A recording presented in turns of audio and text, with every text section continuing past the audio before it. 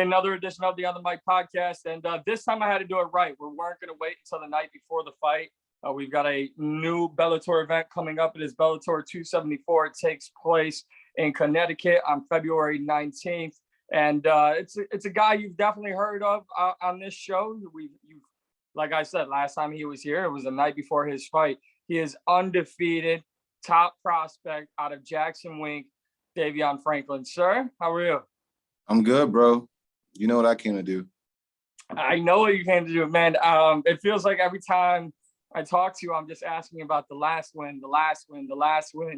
And, when are you gonna wake people up, or when are people gonna wake up to the name Davion Franklin? Because you're putting your opponents to sleep, but it seems like the rest of the world still has not woken up to who you are. Man, how do you feel 5 fights in, or approaching your 5th career professional fight? I just feel like, yeah, I'm putting these guys to sleep, but it's, I put this guy to sleep, they're gonna notice, 1. And 2, I wanna make it a little more prettier next time. Be more stylistic with my knockout and my finishes. I was gonna hold this, but I'm gonna jump right into something I saw on your Instagram 2 days ago. Okay. Respectfully, I think I can say this because you and I have talked multiple times before. Yeah. What the hell is this new move you teased on your Instagram 2 nights ago? You are a heavyweight, carrying around heavyweights like this. Yeah, that guy was 285 pounds, but that's a move that I know I could do. It might be a situation where I do it when I'm fresher, but I know if I can pull that move off, that's gonna take him out. Ain't no way he's gonna just get up and be able to run around like he's done in all his other fights. Well, one thing, people look at your record coming into this fight, they see 4-0, and they, the term that gets thrown around, not just with you, but with anyone who has a great early record, is green, and they're this and they're that. When you hear that, first and foremost, what do you take from that, and how do you respond to people saying, "Oh, he's green. Oh, he's this. He's young in this sport"? One more time. What do you take of people saying that you're green when they look at your record? They're sleeping on me, but let them sleep. I ain't tripping. Let them rest in peace, because I know, like, when the lights come on and it's time to shine, I shine. So, and I'm one of the only few heavyweights who does that. I mean, I would counteract on my side, right, on the media side, or as a spectator side. I would counteract the comments of you being green by saying, look at your opponent's records. You're not facing guys that are 1-1, 2-1, 1-3. You're facing guys with winning records. Your last opponent was 15-0. You handed him his first career loss. And for that, what does it mean to you early in your career to have these opponents who have records that are above 500, that are not just their second career fight? You're fighting guys who have some experience to their name before they even step in the cage with you. Yeah, it builds my confidence, but even then, people were like, I still notice, and I shouldn't even care what people say, but I'm only human, and like I'm still learning how this game goes. But they still have something to say, even when I beat these guys at 59. Oh, look, he's beating the can, he's beating the tomato can. These guys are a tomato can. So, like, I go out there and destroy Said Sowma, people are gonna be like, oh, well, he's way bigger than Said. You know what I'm saying? So people are always gonna have something to say. But I'm realizing, man, like, I'm to the point where, like, I believe I am the big bad wolf. I believe this is my yard. I believe that, you know what I'm saying, I'm the king of that cage. I want to fight the baddest dudes around. That's how I'm coming, because that's the only how I'm gonna become great. And that's how you become legendary in this sport. I think I give you and your team, your management team, your coaching staff, I give you all a lot of credit, right? Because you're 4-0, you're already ranked number 8. You're taking on Said Sowma, who currently is number 9 ranked in the division, for your 5th career professional fight. I think that's a job well done by all parties involved. And to credit that even more, Bellator President Scott Coker speaks the world of you, has nothing but praise for you. So what is it like for you as a fighter, for your coaches, for your management team, for everyone involved, to say, we see what we have here, but we're not going to rush it. We're going to patiently succeed our way to the top? Dude, I can't really, honestly, man, I've always felt that MMA is my calling, and I know I have to get through Said Sowma first before I can start really feeling like that. But man, like it's Mike, it's a humbling feeling, bro. It's a very humbling feeling because like we talk, bro. You know, I come from nothing, bro. You know what I mean? Like I don't know nothing up until I decided to fight. Even when in my other sport careers, all I know is just struggling, pain and struggling. You know what I mean? So it's like, man, like this is the one thing in my life that I'm naturally good at, and like this is the first time. Like I've always had natural talent to play football or wrestling and track and all the other sports. I always had natural talent, but I never applied myself. And now I'm actually applying myself. So like I want these results. I don't know what it's like to be great, but I'm chasing greatness because I see like people around me who are great. I see the John Jones. I see the Holly Holmes. You know what I mean? I see Coach Jackson, Coach Wink. These guys, both of them won Coach of the Year in their respective careers. You know what I mean? So it's a really humbling feeling. And I know like I'm not gonna take this shit for granted. I know like I'm not leaving anything on the table. Like I'm striking the iron while it's hot, you know? Speaking of someone you just mentioned, I know you're very humble in all that you do in this fighting career, although you see what's in front of you. I got to say, you talk about, your team over at Jackson Wink.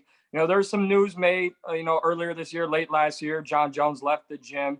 And, Davion, just 4 fights into your professional career, it's not hard to see. The team, your coaches, they're all in on you.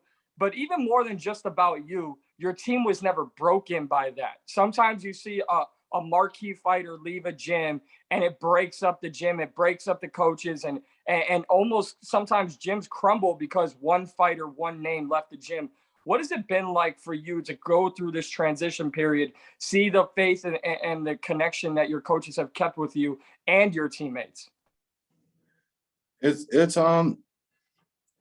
cool, but truthfully, like, I think the cool thing with me is like I'm not trying to fill that man's shoes. I'm not trying to be the next John Jones because, I'm trying to be Davion. I believe I can do things that he can't do. I fight in ways he can't fight. And I have different reasons to fight. So like I don't just fight. Yeah, I fight to be great. I fight to be the champion. But fighting is also an outlet for me too, to let go of like stuff that hurts me. You know what I mean? So and I just feel that like, I'm not trying to fill his shoes. So it's been an easy process. I feel like there's been certain people in the gym, and I won't say any names, but other people who just like, oh, I want to be the next John Jones. I want to be the next face of this gym. I never asked them to be the face of this gym. I never said like, oh, I want to be the next John Jones. Like, I don't care about that. I want to be the first Davion. You know what I mean? Because there's no one in this sport like me. So that's kind of how I see it, And luckily, like I'm 27 and I went through all my shit outside the spotlight, you know what I'm saying? I'm just getting a tiny bit of spotlight, but everything that I went through, like, it wasn't like, I'm nobody, you know what I'm saying? So I got to go through all my stuff without the spotlight being on me. So it's like, I think I'm ready for this. I'm ready for this life now. And I'm honestly, this is my calling, bro. I'm going to go out there next week and I'm going to take it. I'm not going to let this man, Said Sowma, stand in my way of everything that I want. I've come too far for that. I got to ask, just a few more here for you, Davion. Always appreciate your time. But without a technical side of everything, just as an opponent, what do you make of Said Sowma? Respectfully and not being disrespectful, I think I think he comes to win for sure, but respectfully, he doesn't come to fight. You know what I mean? Like he fights, but I've watched all of his fights. There's 2 fights I couldn't watch of his. If I look at the opponents, they weren't that high caliber anyway, so I don't care about those 2 fights. But I watched 8 of his fights, and in every fight he fights the same. He's not coming to fight, and unless it's like some short fat dude who he knows he can beat up. But I'm a whole different beast. There has been one person he's fought like me, not one person. And there's not been one person who has my drive, my ambition, like my will to win. His first fight against Steve Mowry, he gassed out and he quit. People don't talk about that. People want to talk about me gassing out with Raz Hilton, but I still beat that man to a pulp and left on the stretcher. And I kept going when I was tired. He gassed out at the end of the second round and quit going into the third round. I'm a whole different monster. So people they can doubt me and like try to count me out all they want, but you know what I came to do, bro. I know it's an exciting time, not only for you to get back in the cage, but I would assume, obviously, in the gym, you work as hard as the person across from you inside the training room. And I know your teammate, Christian Edwards, will be on that same card with you. What is that like, not only having a teammate and a friend fight on the same card, but the fact that you guys are in there preparing for the same day, right alongside each other? And, he's looking to get it back. You're looking to continue and press forward. What's it like having Christian fight on the same card with you? Christian's like my little brother, man. He's like we're like brothers in arms, bro. Like I truly believe, and he even says it too. Like in a different lifetime, we were gladiators. We're brothers in a different lifetime, man. And we were both gladiators because like we feed our warrior spirit. Like when we're together, like we just build off of each other. Like we make each other better in every kind of way. But he's like my little brother, man. He is. I love Christian. Well, if a heavyweight is calling a light heavyweight his little brother, I don't even want to imagine what I would be considered in the Davion Franklin circle. I don't know if there's a mini little brother. I'm good on that. That's crazy. You're like, yeah, this guy's a light heavyweight. He's my little brother. That's incredible. Well, it's more so because he's just the age difference and stuff like that, and life experiences and stuff like that. Like we have a personal relationship outside of fighting as well. That's why I say that. Yeah. You know what I mean? Not because absolutely. He's like, yeah. Well, I want to ask you too, without mentioning other promotions, I do got to say, obviously there's a lot of eyes on the Bellator heavyweight division. There's also a lot of eyes on upcoming young top tier talent heavyweights, and you fit that description. So no matter what the promotion is, when you look at where you're at in your career, I'll just ask you straight up. The UFC's heavyweight division is kind of in shambles right now. We don't know what's going to happen with Francis Ngannou. Ciryl Gane, people thought was going to beat him. John Jones says he wants to fight. Stipe Miocic hasn't been heard from, and everybody else is kind of circling the wagons. When maybe not this fight, but 2 fights from now, maybe in 1 fight, 3 fights, whatever you call the timeline. I'm just asking the question: where do you see yourself in a few fights atop all heavyweights across every promotion? So here's the thing. Like I'm a dreamer. At the end of the day, I'm a dreamer and I visualize a lot of things, but I'm learning to be more realistic with myself just to not have super high expectations. But in truth, and to my goal for myself and just I'm sure for my coaches would be like just to make such a big impact that the fans, everybody else are like, hey, that Davion guy, he could compete with those guys in UFC. Because, I could sit here and be like, yeah, I can go knock out all these guys. I could sit here and say all that. But people are going to be like, oh, but you're in Bellator. You know what I mean? Like, you're not going to fight these guys. You're on different promotions. You know what I mean? But my game plan is to keep having these exceptional performances and to do things that hasn't been seen in the sport. Once I do that, then people would be like, okay, that guy, he's the one guy in Bellator who could compete with these guys in the UFC, because they're not saying that about Ryan Bader. They're not saying that about no Shet Congo or freaking Tyrell Fortune or nobody in that division. You know what I'm saying? This is how you do it. You have timeless performances. You have performances that people are going to want to watch over and over and over again. And I understand that, and I believe I'm capable of delivering those performances. I don't want to talk about this shit anymore. I just want to do it. I hope this is the year that I'm just doing it. I'm tired of posting on Instagram. This is my year. And then I fight in August, get a 20-second knockout, and then have to wait till freaking February to fight again. You know what I mean? You know what I'm saying? Like I'm tired of having expectations and stuff like that. So that's just kind of where I'm at with it, bro. You know what I mean? Absolutely. And I got to ask you, what you just mentioned, the champion. What did you make of Ryan Bader's last performance, and what do you think of his scheduled fight against Shet Congo? Nobody wants to see that fight. Nobody wants to see that fight. Read the comment sections. Nobody wants to see that fight. Everybody's like, we didn't ask for this fight. You know what I mean? Again, I think Ryan Bader, he's getting his money right now. So shout out to Ryan Bader. You know what I mean? Ryan Bader, he's getting his money, and I don't. Is he fighting to be the best? You know what I mean? I'm going to ask you just on the Bellator part, though, you know, when you mentioned everything you just said, we talked about Ryan Bader. Do you feel like, and I think I've asked you this before, there are some fighters, yourself included, that Bellator has said, like, this is our young upcoming talent, and we're going to ride with them and we're going to give them all the opportunities as long as they continue to succeed with every opportunity we put in front of them. I think the last time we spoke, I used AJ McKee as the perfect example. You are not AJ McKee, you are Davion Franklin. But what does that mean to you to have this opportunity in front of you, sitting at 8 with a big fight in front of you?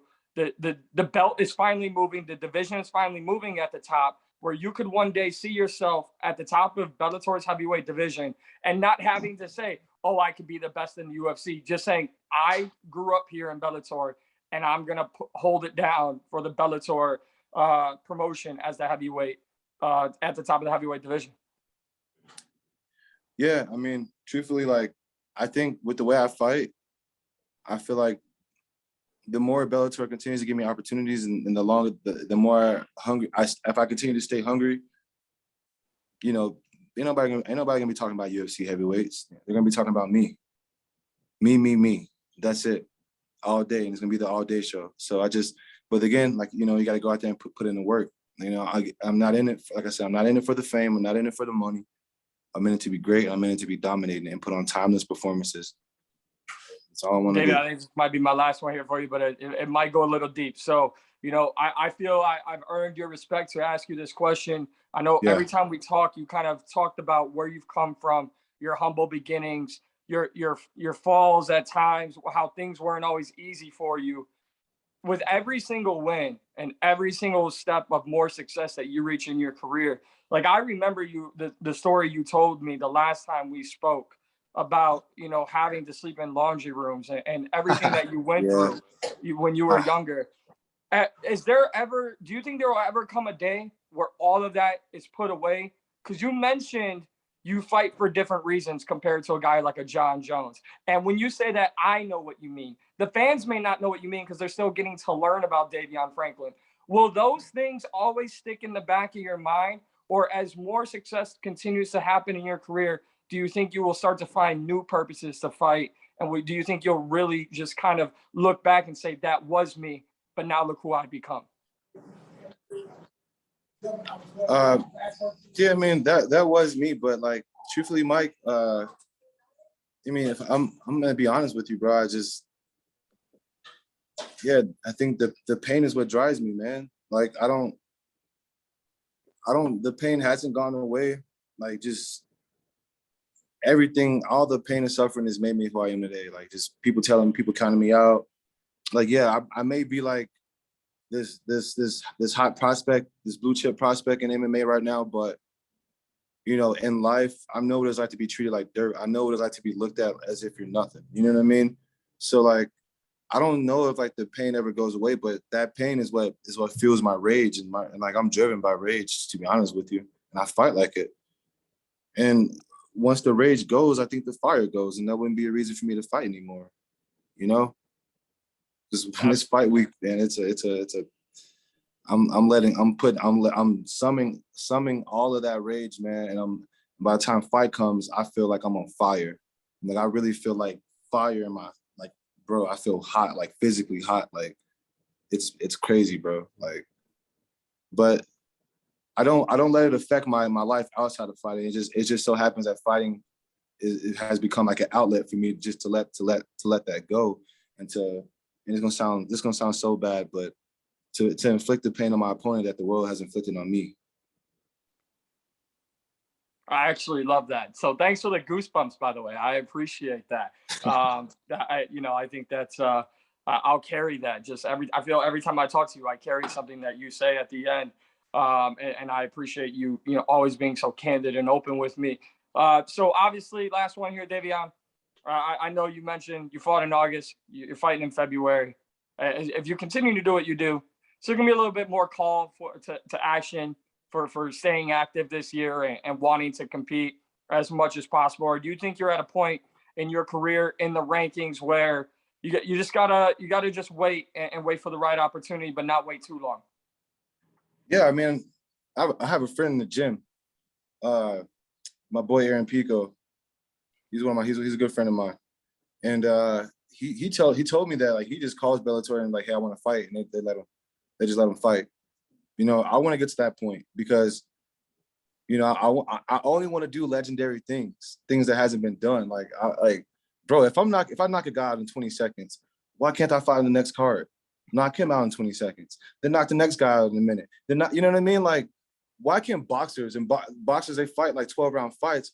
Why can't boxers fight 9 times? Like some boxers fight 5 to 9 times in a year. You know what I'm saying? 5 to 10 times in a year. But MMA fighters can't. Like if I'm just saying, like if I can put these guys away, why can't I be active as I want to do? Like this is like I'm in the best years of my life. I feel like I want to take advantage of it, bro. I don't want to. I just feel like I shouldn't be fighting twice at 26 and twice at 27. Like, man, I would love to fight like 6 times a year if I could, bro. You know what I mean? 7 times a year. Build that record, build more highlights, and like just that's the kind of stuff that I think about. But like, you know, that's why I want to make a difference. I want to make my splash. That's why I want to take advantage of this moments like next week against Said Sowma. Because maybe soon I can get to that point where like I can be like, you know what, hey Bellator, I want to fight on the next card if you know what I'm saying. If you guys got a spot open for me, you know what I mean. Find me an opponent.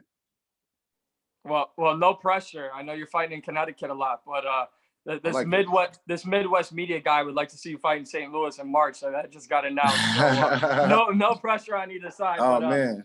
Davion, what should we expect against Said Sowma next week at Bellator 274? You should be able to expect everything that I've been doing. You know how I'm coming, bro.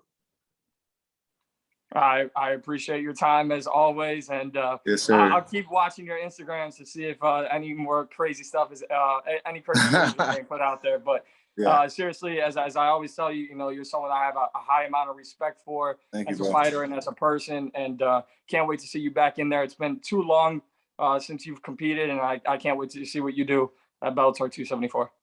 Me neither, bro. Thank you. Thanks for the talk, bro. It's always great talking to you as well, man. You're one of the best in the game, dog. Yeah, I appreciate that. You're way too nice. Thank you, Davion. All right, bro.